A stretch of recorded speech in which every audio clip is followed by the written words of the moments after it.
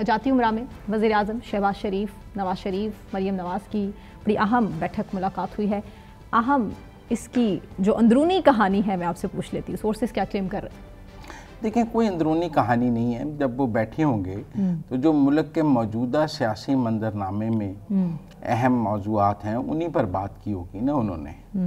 मतलब हम समझ सकते हैं कि इस वक्त 27वीं तरमीम की बहुत बात हो रही है, उसके खदोखाल तय हो रहे हैं, तो यकीनन नवाज शरीफ और शहबाज शरीफ ने, मरियम नवाज ने आपस में बैठ के 27वीं तरमीम पर बात की होगी।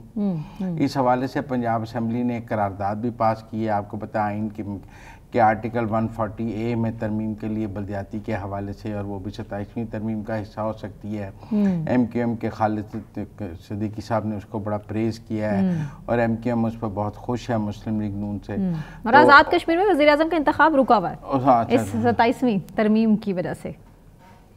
हाँ, वज़ीर-ए-आज़म आज़ाद कश्मीर का इंतखाब भी रुका हुआ है। आपकी बात काफ़ी हद तक दुरुस्त है। तो मेरे ख्याल में एक तो ज़रूर यकीनन जो है मुस्लिम लीग नून क्या चीज़ें 27वीं तरमीम में चाहती है, क्या चीज़ें इस्टेब्लिशमेंट 27वीं तरमीम में चाहती है, पीपल्स पार्टी क्या चीज़ें चाहती है, MQM क्या चाहती है, तमाम स्टेक होल्डर्स कहाँ तक चाहते हैं, क्या मसवदा बन रहा है, क्या मसवदा बन सकता है, क्या पॉइंट्स हैं, इस पर यकीनन उनमें आपस में बैठकर बात हुई होगी कि बल्दियाती के हवाले से क्या करना है, जुडिशल रिफॉर्म्स क्या हैं, ब्यूरोक्रेसी की रिफॉर्म्स क्या हैं, कॉन्स्टिट्यूशनल कोर्ट बनना है, आइनी बेंच ख़त्म करके आइनी अदालत बनानी है, जजेस की ट्रांसफ़र पर क्या करना है। तो ये सब बातें यकीनन आज नवाज शरीफ और शहबाज शरीफ की मुलाकात में हुई होगी। फिर अभी शहबाज शरीफ सऊदी अरब के दौरे से आए हैं, उस पर भी बात हुई होगी। जो अफगानिस्तान के साथ सूरत हाल है उस पर बात हुई होगी, और जो इंडिया के साथ सूरत हाल है उस पर बात हुई होगी।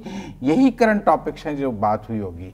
यकीनन आज़ाद कश्मीर में मुस्लिम लीग नून ने आगे जाके इलेक्शन लड़ना है, और मुस्लिम लीग नून अभी अपोजिशन में बैठना चाहती है, लेकिन पीपल्स पार्टी की ख्वाहिश है कि मुस्लिम लीग नून उनके साथ हुकूमत में शामिल हो, लेकिन मुस्लिम लीग नून हुकूमत में शामिल नहीं हो रही। नहीं, क्या वजह क्या कि वो चाहते हैं शामिल हो, ये नहीं शामिल हो रहा है?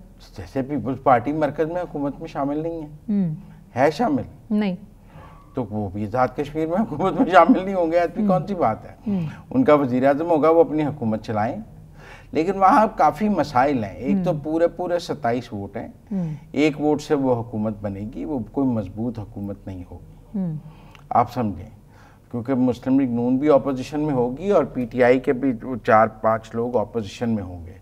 तो एक अपोजिशन में आज़ाद कश्मीर की सूरत हाल तो पूरे पाकिस्तान से आपको नहीं लगता कि मुख्तलिफ है? इस हवाले से फिर भी सोच विचार है, कहीं ना कहीं बहुत सी चीज़ों के बारे में एस्टेब्लिशमेंट कुछ करना चाह रही है। नहीं, इस वक्त तो आज़ाद कश्मीर पॉलिटिकली बहुत एक्टिव है। जो अवामी एक्शन कमेटी ने जो 2-3 धरने वहाँ देकर बातें मनवाई हैं, उसने आज़ाद कश्मीर का पॉलिटिकल कल्चर बदल के रख दिया।